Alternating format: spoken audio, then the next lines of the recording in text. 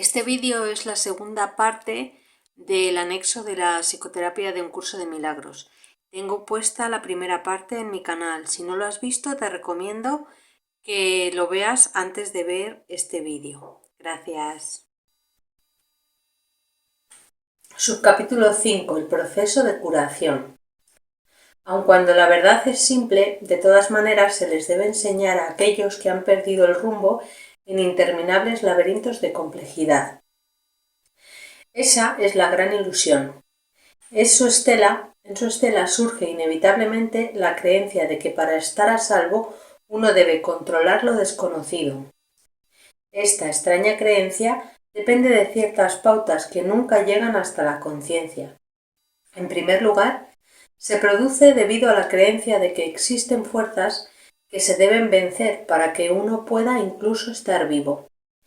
Y luego parece como si esas fuerzas solo se pudiesen mantener a raya mediante un inflado sentido de uno mismo que mantenga oculto lo que en realidad se siente y procurando elevar las ilusiones a la luz. Parece que en ese inconsciente existen una serie de fuerzas que se deben vencer. Y entonces, para mantener esas fuerzas a raya, parece que necesitamos un sentido de uno mismo inflado, que mantenga oculto lo que en realidad se siente, que es culpa y miedo. Recordemos que los que acuden a nosotros en busca de ayuda están severamente atemorizados. Lo que creen que los ayudará les hará daño. Lo que creen que les hará daño es lo único que los puede ayudar. Recordad que hay una frase en el curso que dice que el enemigo de tu ego es tu amigo. Entonces, un proceso que va a destruir tu ego, a ti te está ayudando, pero tú lo percibes como un ataque porque te has identificado con el ego. El progreso se vuelve imposible hasta que el paciente es persuadido para cambiar completamente su tergiversada manera de ver el mundo, su tergiversada manera de verse a sí mismo. La verdad es simple, no obstante, debe enseñarse a aquellos que creen que los pondría en peligro. Debe enseñarse a aquellos que atacan cuando se sienten amenazados y a aquellos que por encima de todo necesitan la lección de la indefensión para mostrarles lo que es la fortaleza. Fijaros que en este mundo que está fabricado para salvaguardar el concepto del yo individual, cualquier cosa que ataque a nuestro ego, a nosotros nos ayuda, pero lo percibimos como un ataque porque nos hemos identificado tanto con el ego que defendemos sus intereses en lugar de los nuestros. Por eso dice que lo que creen que los ayudará les hará daño, y lo que creen que les hará daño es lo único que los puede ayudar. Así de confundidos estamos. Si este mundo fuera ideal, tal vez podría haber una terapia ideal. En un estado ideal, no obstante, la terapia no tendría ningún propósito. Hablamos de una enseñanza ideal en un mundo en el que el maestro perfecto no podría permanecer por mucho tiempo, y el perfecto psicoterapeuta es tan solo el tenue destello de un pensamiento aún no concebido. De todas maneras, hablamos de lo que se puede hacer para ayudar a los dementes dentro de los límites de lo posible. Mientras estén enfermos, se les puede y se les debe ayudar. No se les pide más que eso, no se le pide más que eso a la psicoterapia, ni es digno del terapeuta dar menos de todo lo que tiene para dar, pues Dios mismo le ofrece su hermano para que sea su salvador del mundo. Fijaros que nos está diciendo que no hay una terapia ideal, sino que dentro de esta ilusión se hace lo que se puede. La curación es santa. No hay nada más santo en este mundo que ayudar a alguien que pide ayuda. Este intento, aunque sea limitado, aunque carezca de sinceridad, lleva a ambos muy cerca de Dios. Donde dos se unen para lograr la curación, allí está Dios. Y Él ha garantizado que en verdad los escuchará y les responderá. Pueden estar seguros de que la curación es un proceso que Él, con mayúscula, dirige, porque se rige de acuerdo con su voluntad, con mayúscula. Disponemos de su palabra para que nos guíe, mientras procuramos ayudar a nuestros hermanos. No olvidemos que por nosotros mismos no podemos hacer nada y apoyémonos en una fuerza que está más allá de nuestro limitado alcance con respecto a qué debemos enseñar y a qué debemos aprender. Fijaros que desde esta descripción el concepto de la psicoterapia es muy amplio, porque uno podría encontrarse haciendo psicoterapia, barriendo la calle o cuidando de un enfermo, porque lo que importa es el enfoque en la mente.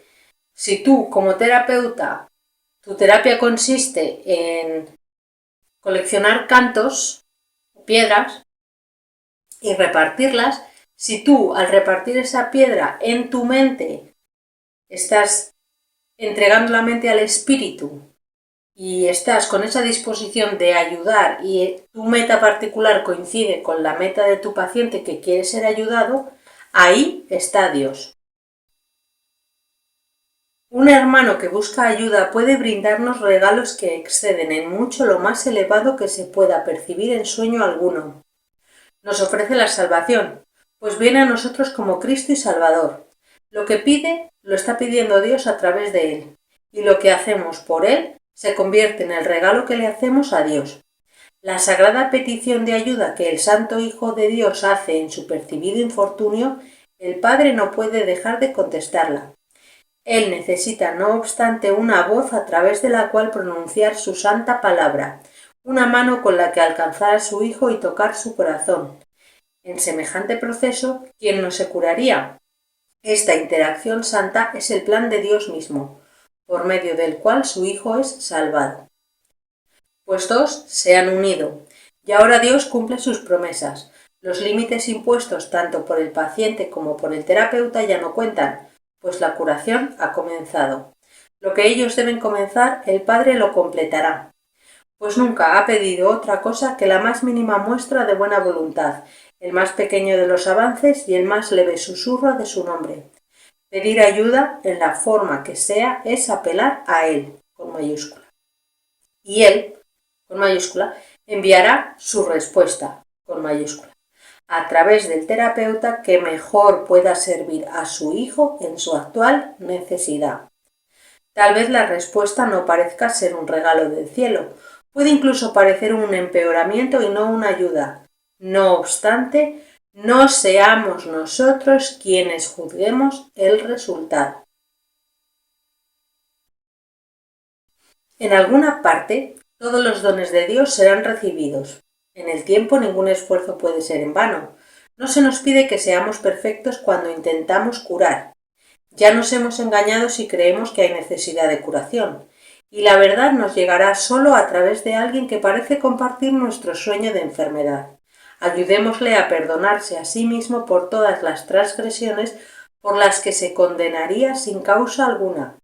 Su curación es la nuestra, y según veamos su impecabilidad brillar a través del velo de culpa que cubre al Hijo de Dios, contemplaremos en él la faz de Cristo y comprenderemos que no es sino la nuestra. Permanezcamos en silencio ante la voluntad de Dios y hagamos lo que ésta ha dispuesto que debemos hacer. Solo hay una manera de llegar allí donde comenzaron los sueños, y es ahí donde los dejaremos, para marcharnos en paz para siempre. Si oyes la petición de ayuda de un hermano, respóndele. Será a Dios a quien respondes, pues lo invocaste. No hay otra manera de oír su voz, no hay otra manera de buscar a su Hijo, no hay otra manera de encontrar tu ser. La curación es santa, ya que el Hijo de Dios retorna al cielo a través de su tierno abrazo, pues la curación le dice, por medio de la voz que habla por Dios, que todos sus pecados le han sido perdonados. 6. La definición de la curación. El proceso de la psicoterapia se puede definir entonces simplemente como perdón, pues ninguna curación puede ser otra cosa. Los que no perdonan están enfermos, al creer que no han sido perdonados. El aferrarse a la culpa, ceñirla estrechamente y ofrecerle refugio, protegerla amorosamente y estar alerta para defenderla, no es otra cosa que una implacable negativa a perdonar. Dios no puede entrar aquí, repiten los enfermos una y otra vez mientras lamentan su pérdida, y sin embargo encuentran deleite en ella. La curación tiene lugar una vez que el paciente comienza a oír el canto fúnebre que entona y cuestiona su validez. Hasta que no lo oye, no puede entender que es él quien se lo canta a sí mismo. Oírlo es el primer paso en la recuperación. Cuestionarlo debe ser entonces su elección. Fijaros que cuando el paciente viene con su canto fúnebre, igual que nosotros entonamos nuestros cantos fúnebres una y otra vez. Pero muchas veces cuando los entonamos nosotros mismos no nos escuchamos y a veces el simple hecho de que el terapeuta te repita lo que tú estás diciendo, tal vez con otras palabras, tal vez de una manera un poco más exagerada, te ayuda a ti a darte cuenta de la invalidez de lo que estás diciendo, de lo que estás proponiendo. Hay una tendencia, y muy fuerte por cierto, a oír este canto de muerte solo por un instante y a descartarlo sin haberlo corregido. Estas fugaces tomas de conciencia representan las muchas oportunidades que literalmente se nos brindan para cambiar de melodía.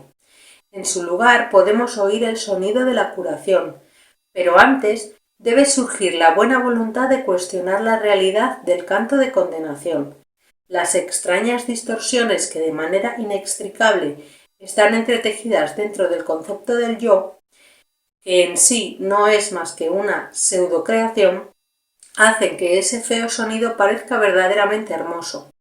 Mas en lugar de esos estrepitosos y desagradables chillidos, podría oírse el ritmo del universo, el cántico del ángel heraldo y otros más.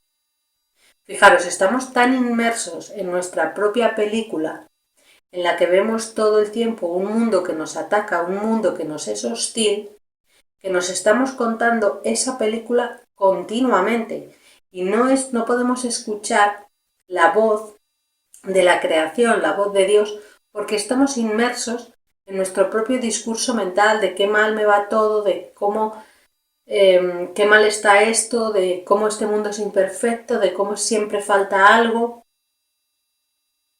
Dice, el oído traduce, no oye. El ojo reproduce, no ve. La tarea de ambos es hacer agradable aquello que se invoca, por muy desagradable que pueda ser. Responden a las decisiones de la mente, reproduciendo sus deseos y traduciéndolos a formas aceptables y placenteras. A veces el pensamiento tras la forma se deja entrever, pero solo por un momento, y la mente se asusta y comienza a dudar de su cordura, mas no permite que sus esclavos cambien las formas que contemplan ni los sonidos que oyen. Estos constituyen sus remedios, sus protectores contra la demencia. Fijaros que cuando dice el oído traduce, no oye, el ojo reproduce, no ve, lo que nos está hablando es de las distorsiones que hay aquí y de la proyección. Nosotros proyectamos y vemos lo que queremos ver y oímos lo que nuestro oído nos traduce. Estos testimonios que los sentidos ofrecen tienen un solo propósito, justificar el ataque y de esta manera conservar la falta de perdón sin que se reconozca como tal. Cuando se la ve sin disfraz resulta intolerable. Sin protección no podría perdurar. He aquí donde se atesora toda enfermedad, pero sin reconocer que es así, pues cuando una falta de perdón no se reconoce, la forma que adopta la hace parecer algo distinto. Y ahora es ese algo distinto lo que parece aterrorizar. Pero no es el algo distinto lo que puede ser sanado. No está enfermo y no necesita remedio alguno. Concentrar tus esfuerzos curativos en ello es inútil. ¿Quién podría curar lo que no está enfermo y hacer que se recupere? La enfermedad adopta muchas formas y lo mismo hace la falta de perdón. Las formas que adopta una no hacen sino reproducir las formas que adopta la otra, pues son la misma ilusión. Tan fielmente la una se traduce a la otra que un estudio riguroso de la forma que adopta una enfermedad revela claramente la forma de falta de perdón que representa. Fijaros que esto es lo que ha hecho la biodescodificación. El doctor Hammer hizo una relación entre la enfermedad y lo que él llamó el shock traumático. Aquí nos lleva un poquito más allá. Nos dice que si hacemos un estudio riguroso de la forma que adopta la enfermedad, revela la forma de falta de perdón que representa. Por supuesto, todos tenemos claro que la idea que hay que corregir en la mente es la idea de separación, pero esa idea está tan profunda y tan cubierta por distorsiones que analizar la forma que adopta la enfermedad para que nos lleve a esa forma de falta de perdón parcial nos ayuda a quitar los obstáculos que impiden el acceso a la verdad. Por eso técnicas como la biodescodificación, que si no están dentro del marco del curso de milagros pueden desviarse bastante de lo que es la curación como la define el curso de milagros, cuando están puestas al servicio del espíritu pueden ser de tremenda ayuda porque nos aporta información de faltas de perdón parciales. Claro, si nosotros pudiéramos hacer una falta de perdón total, pues eso estaría muy bien, que yo pudiera decir, no, yo corrijo la separación, ya está, venga, no estoy separado y ya me voy de este mundo. Pero es evidente que no es así. Por más que yo me he leído el curso, por más que nos leemos el curso una y otra vez, tenemos la cabeza muy dura. Entonces hay que ir eliminando esas faltas de perdón parciales. No obstante, ver esto no produce una curación. Esta se logra mediante un solo reconocimiento que solo el perdón cura una falta de perdón y que solo una falta de perdón puede ser el origen de cualquier clase de enfermedad. Darse cuenta de esto es la meta final de la psicoterapia. ¿Cómo se alcanza? El terapeuta ve en el paciente todo aquello que él no se ha perdonado a sí mismo y de esta manera se le da otra oportunidad de verlo, reevaluarlo y perdonarlo. Recordad que la meta tanto del paciente como del terapeuta es aceptar la expiación para sí mismo. Por lo tanto, el terapeuta usa lo que el paciente le trae para detectar su propia falta de perdón, porque es un sueño que comparten. Cuando esto ocurre, ve sus pecados desaparecer en un pasado que ya no está aquí.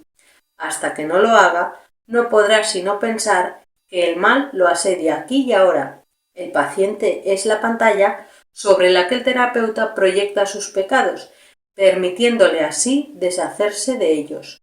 Mas si conserva un pequeño aspecto del pecado que está percibiendo, su liberación es parcial y no está asegurada. Que nosotros, lamentablemente, como todavía estamos practicando la psicoterapia a pedales, pues hacemos liberaciones parciales. Nadie se cura solo, dice. Este es el feliz canto que la salvación entona a todo aquel que oye su voz. Nunca serán suficientes las veces que esta afirmación deba ser recordada por todos aquellos que se consideran terapeutas. La vamos a repetir. Nadie se cura solo. Este es el feliz canto que la salvación entona a todo aquel que oye su voz. No hay otra manera de ver a sus pacientes salvo como los portadores del perdón, pues son ellos quienes vienen a demostrar su impecabilidad ante ojos que aún creen que el pecado existe y que se puede ver, mas la prueba de la impecabilidad vista en el paciente y aceptada en el terapeuta le ofrece a la mente de ambos un convenio en el que se encuentran, se unen y se hacen uno. Fijaros que los milagros como nos han llegado de Jesús, los enfermos se curan porque Jesús tiene un nivel de convicción y de confianza en el espíritu, en su mente, que la ilusión de la enfermedad ante su sola presencia no puede sostenerse y como él no hace acuerdo con el otro, la ilusión de enfermedad se disuelve en ese momento. Él ve la impecabilidad en la persona que llega, ¿no? Entonces, esto es lo que nosotros tenemos que hacer, esforzarnos en ver la impecabilidad del paciente, independientemente de lo que nos digan los ojos físicos, porque no debemos olvidar que los ojos físicos lo que han hecho ha sido negar la visión espiritual, que es con la que realmente podríamos ver a todos los demás sanos. Pero la visión espiritual, en este estado de distorsiones en el que vivimos, es algo que debemos entrenar de nuevo. Y para eso están los ejercicios del curso. Bien. Subcapítulo 7. La relación paciente-terapeuta ideal. ¿Quién es entonces el terapeuta y quién el paciente? Al final, todo el mundo desempeña ambos papeles. ¿Por qué? Porque todos aprenden de todos. El terapeuta aprende del paciente, ve sus propios pecados reflejados en la pantalla del paciente y lo mismo le ocurre al paciente, porque ambos están sanando su mente colectiva, aunque se perciban como mentes separadas.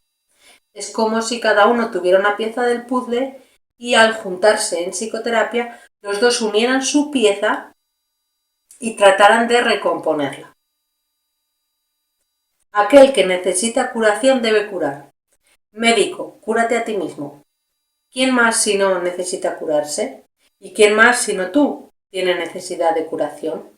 Fijaros que un médico podría hacer la psicoterapia del curso de milagros tratando de percibir a sus pacientes como perfectamente sanos. Cada paciente que acude a un terapeuta le ofrece a éste la oportunidad de curarse a sí mismo. Por lo tanto, es su terapeuta. Y cada terapeuta debe aprender a curarse de cada paciente que acude a él. De esta manera, el terapeuta se convierte en el paciente. Dios no sabe nada de separación. Lo único que sabe es que tiene un hijo. Fijaros, un hijo, una mente, aunque nosotros veamos muchas partes. El paciente que viene a mí es una parte de mi mente y me conviene a mí recoger esa parte de mi mente y sanarla, porque en ella va mi propia sanación, porque somos todos parte de la misma mente. Su conocimiento se ve reflejado en la relación paciente-terapeuta ideal. Dios acude a aquel que lo llama y éste se reconoce a sí mismo en él. Piensa detenidamente, maestro y terapeuta, ¿por quién oras y quién es el que necesita curación? Pues la terapia es oración y la curación es su mira y su resultado. ¿Qué es la oración? Sino la unión de mentes en una relación en la que Cristo puede entrar a formar parte. Esa es su morada, a la que la psicoterapia lo invita. ¿Qué sentido tiene la curación de un síntoma si siempre hay otro que se puede elegir?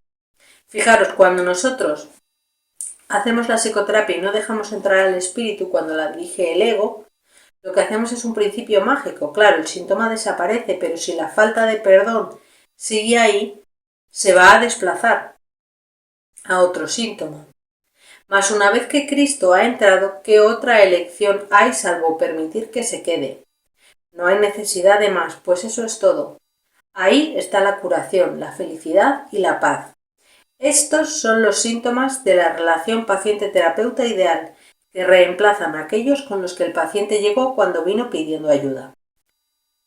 El proceso que realmente tiene lugar en esa relación es uno en el que el terapeuta le dice a su paciente de todo corazón que todos sus pecados le han sido perdonados junto con los suyos propios. ¿Qué diferencia hay entre la curación y el perdón? Solo Cristo perdona, pues conoce su total falta de pecado.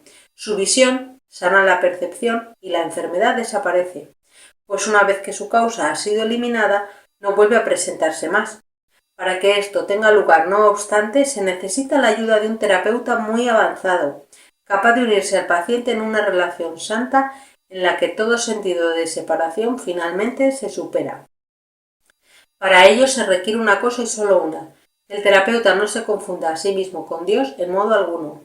Todo sanador no sanado cae en esta confusión fundamental de una u otra forma al considerarse su propio creador en lugar de creado por Dios. Fijaros que nosotros aquí todos somos sanadores no sanados, porque todos nos consideramos nuestro propio creador. Todos nos consideramos dueños de este cuerpo y todos consideramos que de alguna manera hemos fabricado nosotros el cuerpo y creemos que somos eso, por lo tanto nos creemos autocreados y somos sanadores no sanados. Rara vez, si acaso, es esta una confusión de la que se es consciente, o el sanador no sanado se convertiría instantáneamente en un maestro de Dios y consagraría su vida a la verdadera curación. Antes de llegar a este punto pensó que estaba a cargo del proceso terapéutico y que por lo tanto era responsable de sus resultados. Los errores del paciente se convirtieron así en sus fracasos y la culpa se convirtió en la envoltura oscura y férrea de la que debía ser la santidad de Cristo. Cuando nosotros asumimos la responsabilidad por el resultado de la psicoterapia, los errores del paciente se convierten en nuestros fracasos. Por lo tanto, hay que dejarle toda la responsabilidad al espíritu. En el momento que llega el paciente contigo y se unen las mentes, se entregan al espíritu, todo lo que pase a partir de entonces es responsabilidad exclusiva del espíritu. Si tú asumes el éxito de la psicoterapia como algo que has hecho tú, no podrás evitar en el futuro asumir también los fracasos que tú percibas, porque la psicoterapia nunca fracasa, pero puede ser que en la forma, por nuestras propias resistencias, veamos un fracaso donde se ha producido un éxito. Y la culpa te va a asediar porque tú te vas a atribuir la responsabilidad de ese fracaso igual que te estabas atribuyendo la responsabilidad cuando habías visto un éxito. La culpabilidad es inevitable para aquellos que se valen de su propio juicio al tomar decisiones, pero es imposible para aquellos a través de los cuales habla el Espíritu Santo. Eliminar la culpa es el verdadero objetivo de la terapia y el evidente objetivo del perdón. En esto su unicidad se puede apreciar claramente. Mas ¿cómo podría experimentar el final de la culpa quien se siente responsable de su hermano en el papel de guía suyo? Fijaros, aquí es importante que nuestro papel es aceptar la expiación para nosotros mismos, que no somos guías de los demás. Los demás vienen a ayudarnos a sanar nuestra mente. Tal función presupone un conocimiento que aquí nadie puede poseer, una certeza del pasado, del presente y del futuro, así como de todos los efectos que en ellos puedan ocurrir. Solo desde esta perspectiva omnisciente podría ser posible semejante función. Mas ninguna percepción es omnisciente. Es decir, nosotros no tenemos toda la verdad, por más que creamos que sí. Mas ninguna percepción es omnisciente, ni el diminuto yo de uno solo contra el universo capaz de asumir que posee tal sabiduría, excepto en la locura. Que muchos terapeutas están locos es obvio. Todos. Ningún sanador no sanado puede estar completamente cuerdo. No obstante, es tan demente negarte a aceptar una función que Dios te ha encomendado como lo es inventar una que Él no te dio. El terapeuta avanzado en ningún caso puede dudar del poder que hay en él, ni tampoco de la fuente de ese poder. Comprende que todo poder en la tierra y en el cielo le pertenece por ser quien es, con mayúscula. Y él es quien es debido a su creador, cuyo amor reside en él y quien jamás puede fallar. Piensa en lo que esto significa. Los regalos de Dios son suyos para darlos. Sus pacientes son los santos de Dios, quienes invocan su santidad para hacerla suya. Y según Él se la concede, ellos contemplan la radiante faz de Cristo que a su vez los contempla a ellos. Los dementes, al creer que son Dios, no temen ofrecer debilidad al Hijo de Dios, y por esa razón lo que ven en Él ciertamente los atemoriza. El sanador no sanado no puede evitar sentir miedo de sus pacientes y sospecha de su lealtad por la traición que ve en sí mismo. Intenta curar y en ocasiones tal vez lo consiga, pero su éxito será limitado y de corta duración. No ve el Cristo en aquel que acude a él. ¿Qué respuesta puede dar a uno que parece un extraño, ajeno a la verdad y pobre en sabiduría, desprovisto del Dios que le debe ser dado? Contempla a tu Dios en él, pues lo que veas será tu respuesta. Piensa en lo que en realidad significa la unión de dos hermanos y luego olvídate del mundo y de todos sus míseros triunfos, así como de sus sueños de muerte. Todos son uno y lo mismo, y ahora nada puede recordarse del mundo de la culpa. La habitación se transforma en un templo y la calle en un torrente de estrellas que suavemente se desliza más allá de todos los sueños enfermizos. La curación se ha dado, pues lo que es perfecto no necesita curación. ¿Y qué puede necesitar perdón allí donde no hay pecado? Siéntete agradecido, terapeuta, de que puedas contemplar cosas como estas solo con entender tu verdadero papel. Si no lo haces, habrás negado que Dios te creó y por ende no sabrás que eres su hijo. ¿Quién es tu hermano ahora? ¿Qué santo puede venir para llevarte con él a casa? Has perdido el rumbo. ¿Cómo puedes ahora esperar ver en él una respuesta que te has negado a dar? Cura y cúrate. No hay otra alternativa que pueda jamás conducir a la paz. Deja entrar a tu paciente, pues viene a ti de parte de Dios. ¿No es acaso su santidad suficiente para despertar en ti tu memoria de él? La práctica de la psicoterapia. Subsección 1. La selección de pacientes. Todo aquel que se te envía es tu paciente. Esto no significa que seas tú quien lo selecciona o el que decide el tipo de tratamiento adecuado, pero sí significa que nadie viene a ti por error. No hay errores en el plan de Dios. Sería un error, no obstante, presumir que sabes lo que debe ofrecérsele a todo aquel que acude a ti. No es a ti a quien corresponde tomar esa decisión. Tienes la tendencia a creer que continuamente se te está pidiendo algún sacrificio en beneficio de aquellos que vienen a ti. De ninguna manera podría ser esto cierto. Exigir que te sacrifiques es exigirle un sacrificio a Dios, y Él no sabe nada de sacrificios. ¿Quién podría pedirle a lo perfecto que sea imperfecto? Yo creo que aquí lo que está diciendo es que hay cosas que nosotros vivimos como un sacrificio porque no las queremos hacer y parece como que el plan de Dios nos pide que las hagamos. Y es verdad que el plan de Dios nos pide que las hagamos, pero no es verdad que no las quieras hacer. Lo que pasa es que tienes como que descubrir ese lugar desde el que sí las quieres hacer. Por ejemplo, podrías hacer un perdón guiado sobre la situación que no quieres hacer y el motivo por el que no quieres hacerlo. Es decir, perdonar lo que sea que haya en esa situación que está impidiendo que tengas buena voluntad para hacer, buena disposición para hacer una determinada cosa que tienes que hacer. Dice, ¿quién decide entonces lo que cada hermano necesita? Obviamente no tú, que aún no reconoces quién es aquel que pide. Fijaros que si no podemos nosotros reconocer lo que cada hermano necesita, mucho menos vamos a poder reconocer o juzgar lo que otros ofrecen. Dice, si escuchas, hay algo en él que te lo dirá. Y esa es la respuesta, escuchar. No hagas exigencias, no decidas nada ni hagas ningún sacrificio. Claro, cuando tú estás, digamos que hay determinadas situaciones que tienes perdonadas, es que realmente no supone un sacrificio lo que se te pide que hagas.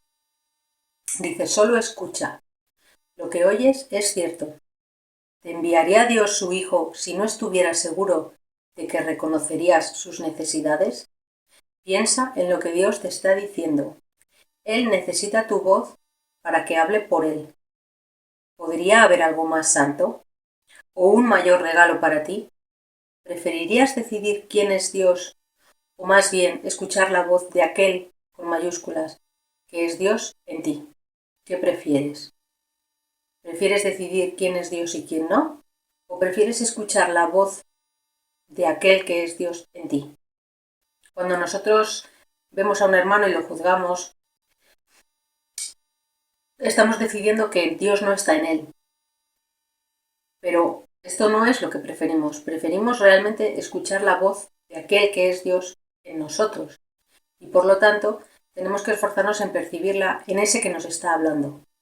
Porque el mensaje llega enmarañado, pero la fuente siempre es el amor. Hay que desentrañar todas esas distorsiones que lo están ocultando.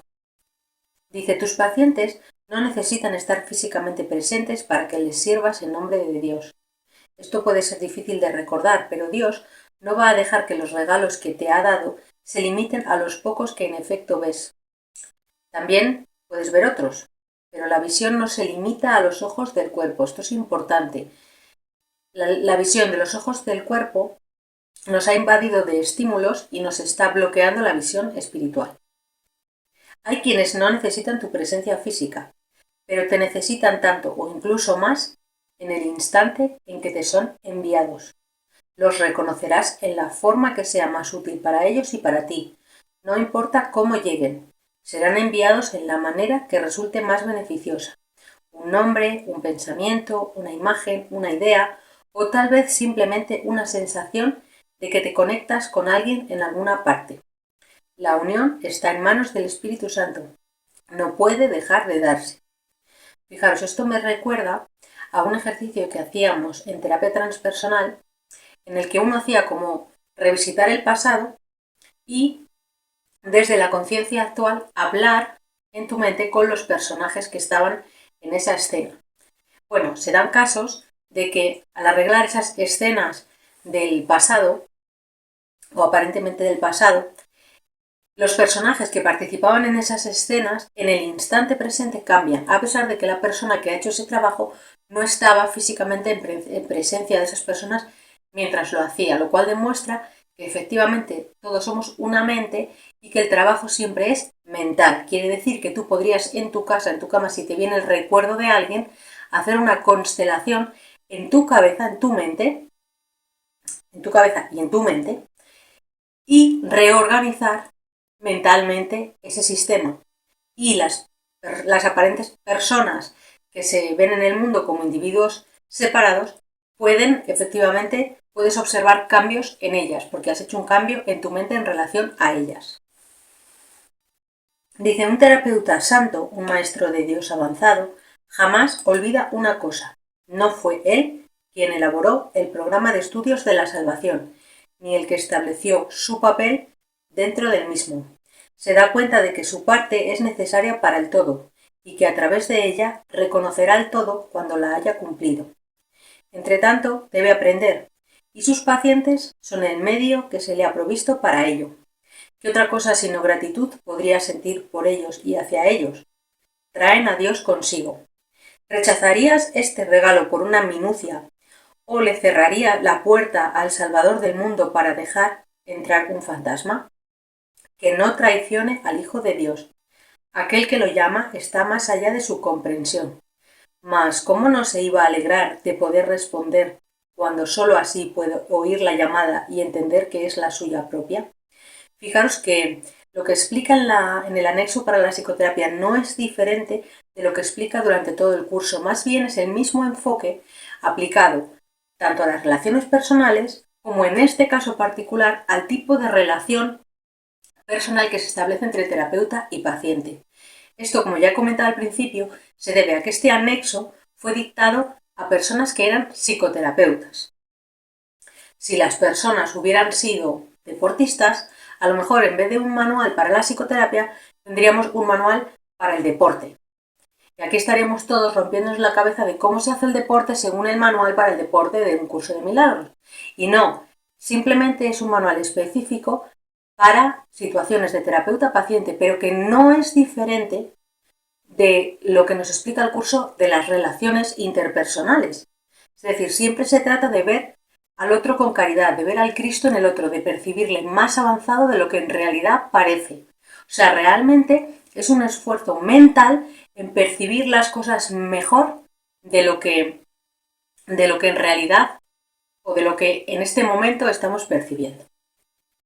Subsección 2. ¿Es la psicoterapia una profesión? Estrictamente hablando, la respuesta es no. Porque fíjate, pareciera, según lees el manual, que te está dando un manual para interactuar en el mundo, nuevamente, porque está repitiendo los principios del curso aplicados a este caso específico. Pero tú podrías hacer el ejercicio mental de pensar que la vida en sí es una psicoterapia y que tú te estás relacionando con terapeutas y pacientes todo el tiempo y aplicar este manual exactamente igual a tu vida. ¿Cómo podría considerarse exclusiva una profesión que todo el mundo desempeña? Fíjate, porque todos estamos todo el tiempo aprendiendo y enseñando. Dice, ¿qué límites podrían imponérsele a una interacción en la que cada quien es a la vez paciente y terapeuta en toda relación de la que forma parte? Sin embargo, desde un punto de vista práctico, se puede decir que hay algunas personas que se dedican fundamentalmente a alguna u otra forma de curación como su tarea principal. Y es a ellos a los que un gran número de personas acude en busca de ayuda. Fijaros que es un manual específico para las personas a las que un gran número de personas acude en busca de ayuda. O sea, podría ser un manual para médicos, podría ser un manual para todo tipo de personas que se dedican a ayudar en la forma a otras personas. Dice, esa es en efecto la práctica de la psicoterapia. Ellos son, por consiguiente, los ayudantes oficiales. Están dedicados a satisfacer ciertas clases de necesidad en sus actividades profesionales, aunque pueden ser maestros mucho más capaces fuera de ellas. No necesitan evidentemente pautas específicas, pero se les puede pedir que utilicen ciertas aplicaciones de los principios generales que rigen la curación.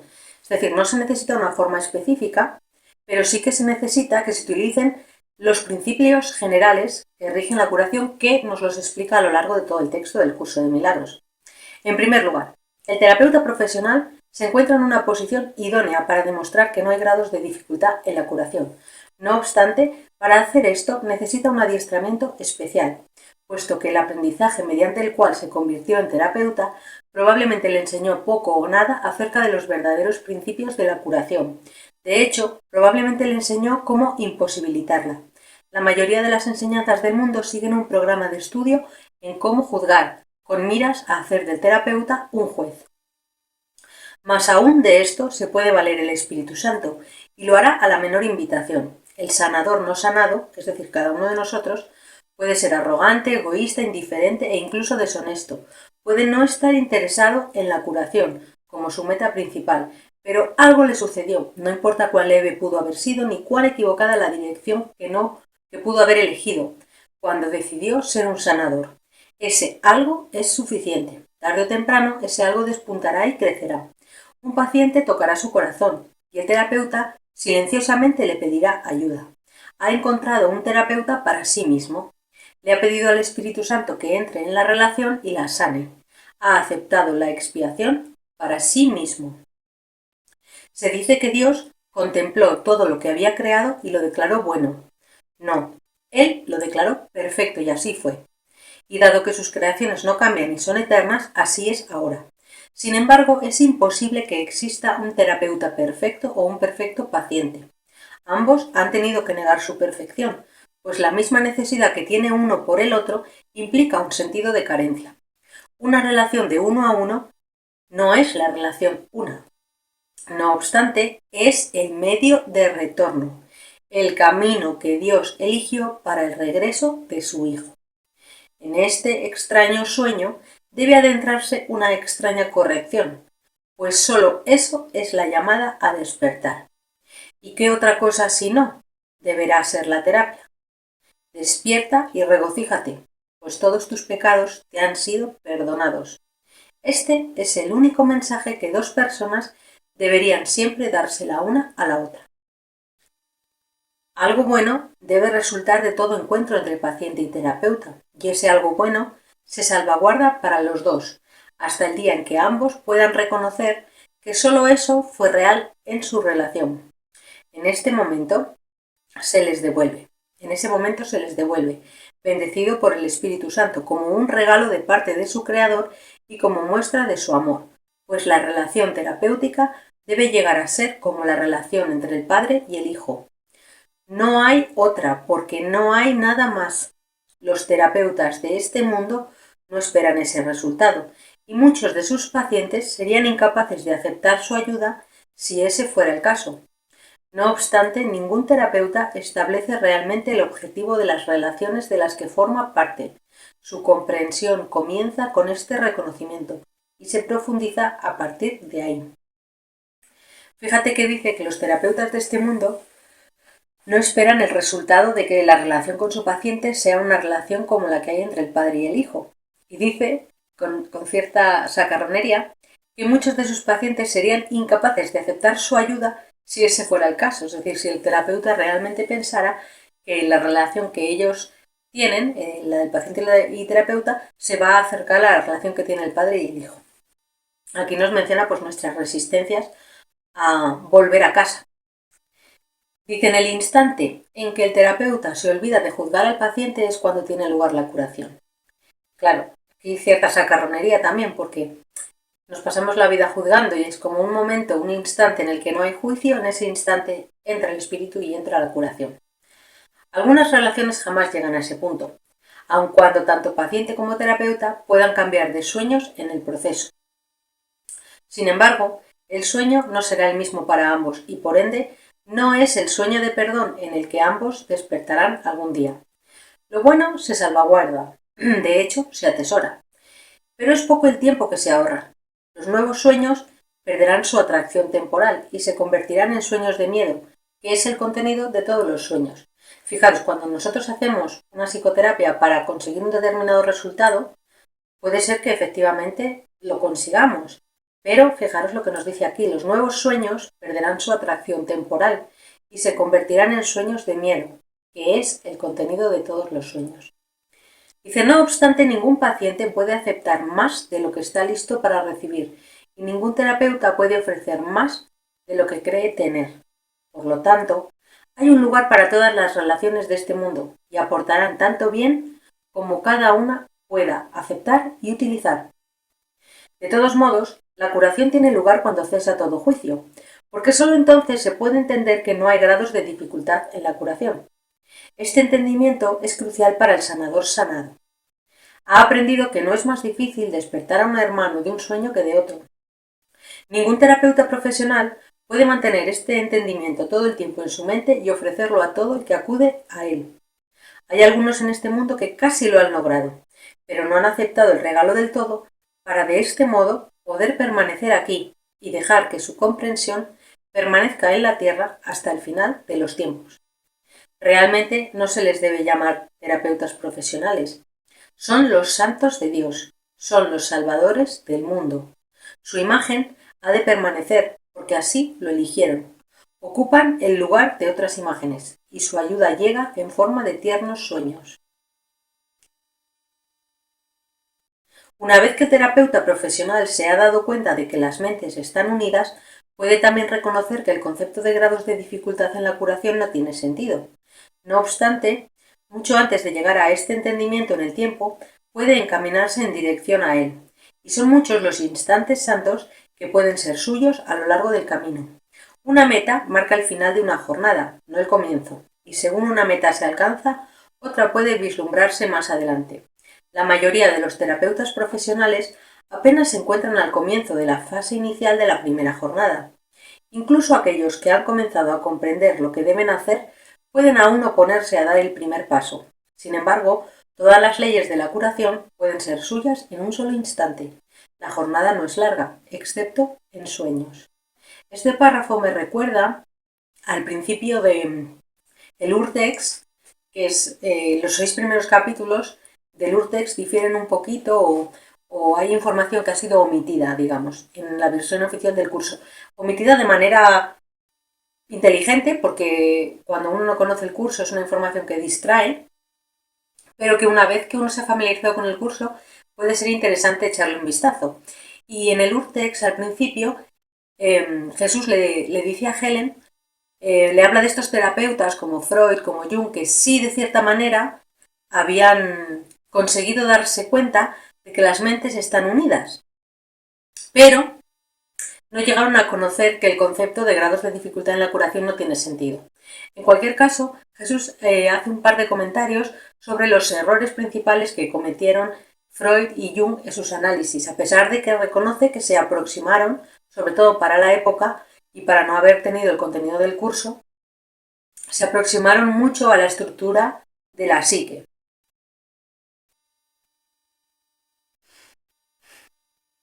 Dice, el terapeuta profesional posee una ventaja que puede ahorrarle una enorme cantidad de tiempo si la usa adecuadamente.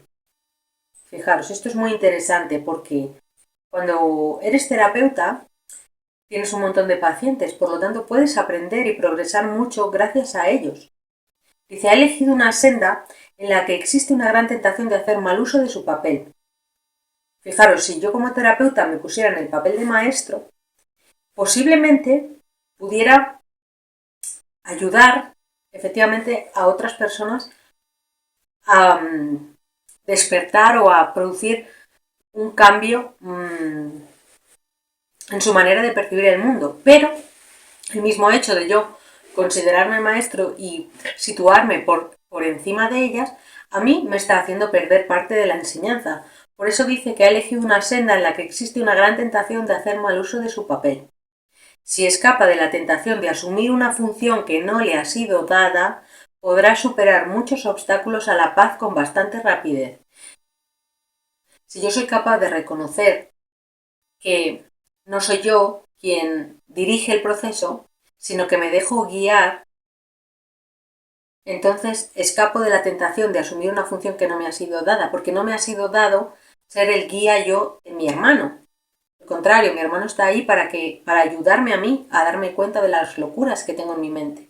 Si yo soy capaz de mantener esto en mi cabeza y no tratar de adoctrinar a los pacientes, en esa misma medida yo podré avanzar con ellos, porque si no, igualmente el espíritu lo va a usar, pero en ese caso se produciría un fenómeno bastante curioso, y es que los pacientes o los estudiantes superarían al maestro, es decir, el maestro pondría toda su voluntad en ayudar a ellos sin ayudarse a sí mismo, con lo cual ellos conseguirían un avance y un ahorro de tiempo, y el maestro, por su misma arrogancia, se iría quedando atrás.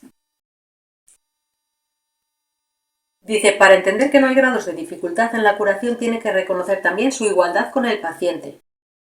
Fijaros, tengo que reconocer que soy exactamente igual que el paciente, estoy en la misma ilusión. Puede que intelectualmente yo me haya tomado la molestia de leer, de investigar, puede que intelectualmente tenga más conocimiento que él, pero si no lo experimento, no me sirve de nada. Y experimentar un avance en términos de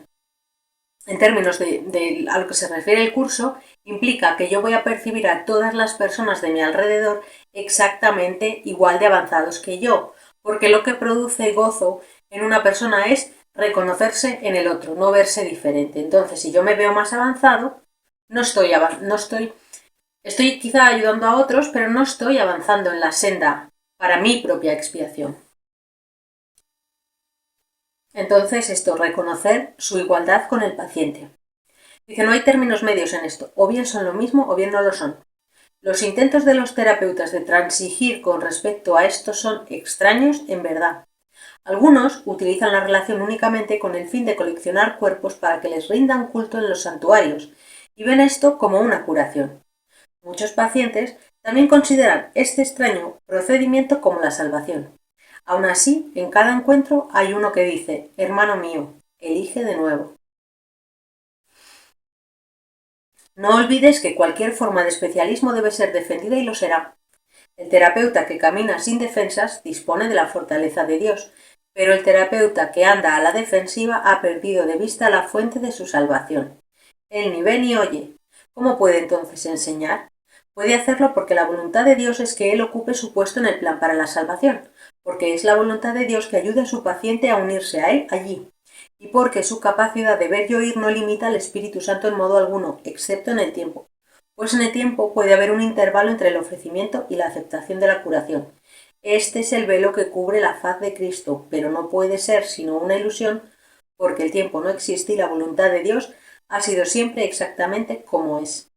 Fíjate que yo creo que en este párrafo está diciendo justamente eso, que el maestro corre el peligro de quedarse atrás, de efectivamente ayudar a sus alumnos a avanzar, pero su propio papel de maestro convertirse en una pesada losa una vez que el ego se ha apropiado de ese papel. Tercera subsección, la cuestión del pago. Dice, nadie puede pagar por la terapia, pues toda curación es de Dios y Él no pide nada. Sin embargo, es parte de su plan que el Espíritu Santo se valga de todo en este mundo para ayudar a que el plan se lleve a cabo. Incluso un terapeuta avanzado tiene algunas necesidades terrenales mientras esté aquí. Si necesita dinero se le dará, no como pago, sino para ayudarlo a desempeñar mejor su función dentro del plan. El dinero no es malo, sencillamente no es nada. Pero nadie aquí puede vivir sin ilusiones, pues aún debe esforzarse en lograr que la última ilusión sea aceptada por todo el mundo y en todas partes. En este único propósito tiene una magna función, y es para lo que vino. Permanece aquí solo para eso, y mientras esté aquí, se le dará todo lo que pueda necesitar. Solo un sanador no sanado intentaría curar por dinero, y en la medida en que le atribuya valor no tendrá éxito ni encontrará su propia curación en el proceso. Fijaros que en tiempos, en la Biblia había una frase que decía, es más difícil que un rico entre en el reino de los cielos que un camello pase por el ojo de una aguja, porque la aguja era un tipo de puerta que se usaba en aquellos momentos, y cuando los camellos venían con las alforjas, pues no podían pasar por ahí, entonces pues tenían que quitar las alforjas y luego pasar el camello. Entonces podemos seguramente relacionar esta frase con esto que está diciendo en este párrafo. Un rico no es que no pueda entrar en el reino de los cielos porque sea rico, sino porque en algún momento se tiene que desprender del apego a lo material o en algún momento tiene que darse cuenta de que eso no tiene valor para querer él entrar al reino de los cielos. Porque mientras te va bien y tienes toda la riqueza y te va todo bien, pues con frecuencia no te preguntas si en el mundo te falta algo, aunque sí que hay mucha gente que teniendo mucho dinero se han dado cuenta de que hay un vacío interno que no se llena con nada y efectivamente están dispuestos a abandonar todo para seguir el camino de Dios. Dice, habrá algunas personas a quienes el Espíritu Santo les pida algún tipo de pago para sus propósitos y habrá otras a quienes no les pida nada. Sin embargo, no debe ser el terapeuta el que tome estas decisiones. Hay una diferencia entre pago y coste. Dar dinero allí donde el plan de Dios quiere que se dé no supone un coste, pero no darlo donde propiamente se debe dar supone un coste enorme. El terapeuta que determina esto pierde el nombre de sanador, pues nunca podrá entender lo que es la curación. No puede darla y por ende no puede gozar de ella. Fijaros, mi maestro, él hace psicoterapias y él no pone precio. De alguna manera le dice al paciente que él pague lo que acuerde con el espíritu. O él, de hecho, si no le preguntan, él ni siquiera, o sea, él hace la psicoterapia sin pedir nada a cambio. Pero si el paciente le pregunta, pues entonces él da esta respuesta, ¿no? Pues lo que el espíritu te guíe o algo así. Porque ahí es donde el espíritu es el que decide dónde dar, quién debe dar y cuánto. Dice, los terapeutas de este mundo son ciertamente inútiles para la salvación del mundo. Hacen exigencias, por lo tanto son incapaces de dar. Por lo único que los pacientes pueden pagar es por el intercambio de ilusiones, y por eso ciertamente se exige un pago y el coste es enorme. Una relación comprada no puede ofrecer el único don mediante el cual se logra toda curación. El perdón, el único sueño del Espíritu Santo, no debe tener coste alguno, pues si lo tuviera simplemente crucificaría al Hijo de Dios otra vez. ¿Puede ser así como se le perdona? ¿Puede ser esta la manera de poner fin al sueño de pecado? Dice, el derecho a vivir es algo por lo que nadie necesita luchar. Se le ha prometido y está garantizado por Dios. Por consiguiente, es un derecho que tanto terapeuta como paciente comparten por igual. Si su relación ha de ser santa, lo que uno de ellos necesite, el otro se lo dará. Lo que a uno le haga falta, el otro lo proveerá. Así es como la relación se vuelve santa, pues así es como ambos son sanados. El terapeuta compensa al paciente con su gratitud, lo mismo que el paciente lo compensa a él con la suya. No hay coste para ninguno de los dos, pero ambos se deben gratitud por su liberación del largo aprisionamiento y de la duda. ¿Quién no estaría agradecido por semejante regalo? ¿Y quién podría ni siquiera imaginar que este regalo se puede comprar? Dice, se ha dicho correctamente que a aquel que tiene se le dará.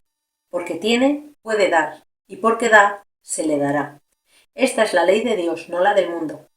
De la misma manera ocurre con los sanadores de Dios. Ellos dan porque han oído su palabra y la han comprendido. Y así, todo cuanto puedan necesitar se les proveerá. Pero perderán esta comprensión a menos que recuerden que todo lo que tienen procede únicamente de Dios. Si creen que necesitan algo de un hermano, ya no podrán reconocerlo como tal. Y si hacen esto, desaparece una luz incluso en el cielo. Allí donde el Hijo de Dios se vuelve contra sí mismo, solo puede contemplar oscuridad. Él mismo ha negado la luz y ahora no puede ver. Hay una regla que siempre debe observarse. No se debe rechazar a nadie porque no pueda pagar. Nadie es enviado a otro por casualidad. Las relaciones siempre tienen un propósito. Es irrelevante cuál pudo haber sido el propósito antes de que el Espíritu Santo entrase a formar parte de ellas. Siempre tienen el potencial de ser su templo, el lugar de reposo de Cristo y la morada de Dios mismo. Todo el que viene ha sido enviado. Tal vez vino para darle a su hermano el dinero que éste necesitaba. Ambos serán bendecidos en este intercambio. Tal vez fue enviado para enseñarle al terapeuta cuán grande es su necesidad de perdón y cuán poco valor tiene el dinero en comparación. Una vez más, ambos son bendecidos. Solo en términos de coste podría uno de ellos tener más. Mas al compartir, todos ganan una bendición sin coste alguno.